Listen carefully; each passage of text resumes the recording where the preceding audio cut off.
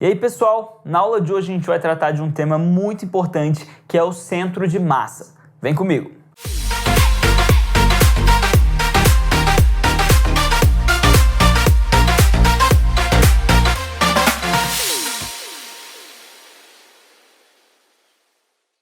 Então, pessoal, na aula de hoje a gente vai falar sobre o centro de massa, tá bom? O centro de massa é o ponto onde podemos concentrar toda a massa de um corpo extenso para poder considerar ele como um ponto material. Então, imagina que você está estudando o movimento de um atleta que faz um salto olímpico, tá bom? Para que eu não precise considerar todas as variáveis de um corpo extenso, eu quero analisar esse atleta como sendo um ponto. E aí a gente utiliza o centro de massa para falar, então, ele é um ponto e toda a massa desse atleta está concentrada nesse ponto. Isso ajuda muito na hora de fazer cálculos nas mais diversas aplicações aqui da física, tá bom? Além disso, o centro de massa é o ponto onde a rotação, tá, desse corpo é nula. Então, no centro de massa eu não tenho rotação ali, ok? Isso diz muita coisa, ok? Então imagina o seguinte, você tem duas massas, tá? Uma massa M1, que é maior, tá? E uma massa M2, que é um pouco menor. Essas massas, elas estão presas uma à outra, tá?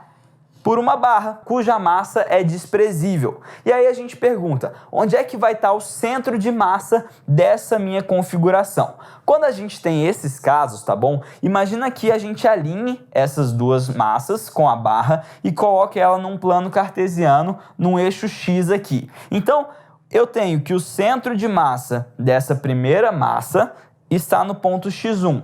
O centro de massa da segunda está no ponto X2 e entre elas a gente vai ter o nosso X, que é o centro de massa da minha configuração toda. Como que eu faço para calcular esse ponto aqui, tá? Onde é que está o centro de massa? Bom, a nossa linha do eixo X é o referencial. Então a gente vai ter os pontos aqui certinhos e tem que identificar qual que é esse ponto do X do centro de massa. Bom, para fazer isso, basta que eu faça uma média ponderada entre a massa do corpo e a localização do seu centro de massa. Em outras palavras, o X do centro de massa vai ser igual a massa 1 vezes o X1 é o centro de massa dessa massa aqui, mais a massa 2 vezes o X2, que é o centro de massa dela, dividida pelo somatório das massas, tá? Isso funciona com quantas massas você quiser colocar. Se mais para frente eu quiser colocar uma outra massa, o que a gente vai ter que fazer? Colocar um mais M3x3 e aqui embaixo a gente tem que somar também o M3. Então isso é uma média ponderada, é simples de calcular. Então exercícios que pedem para você calcular apenas o XCM, é assim que a gente utiliza essa formulinha aqui, tá bom?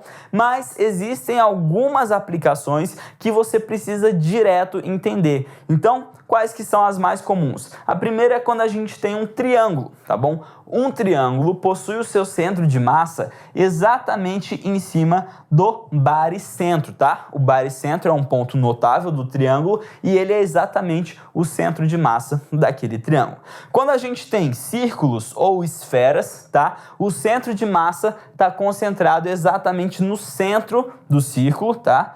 Ou no centro da esfera. E quando a gente tem uma barra homogênea de comprimento L, o centro de massa dessa barra vai estar na metade dela, L sobre 2. Essa aqui é a aplicação mais importante que a gente tem na física que a gente está estudando, tá bom? Então, lembre-se disso. Se eu tenho uma barra com uma certa massa, eu posso falar que o centro de massa dela está no meio. Então, todo o peso daquela barra vai estar concentrado no meio dela, tá bom? Na próxima aula, a gente vai entender como funciona o equilíbrio de um corpo extenso, tá bom? E a gente vai utilizar esse conceito de centro de massa para fazer os cálculos. Eu te vejo lá.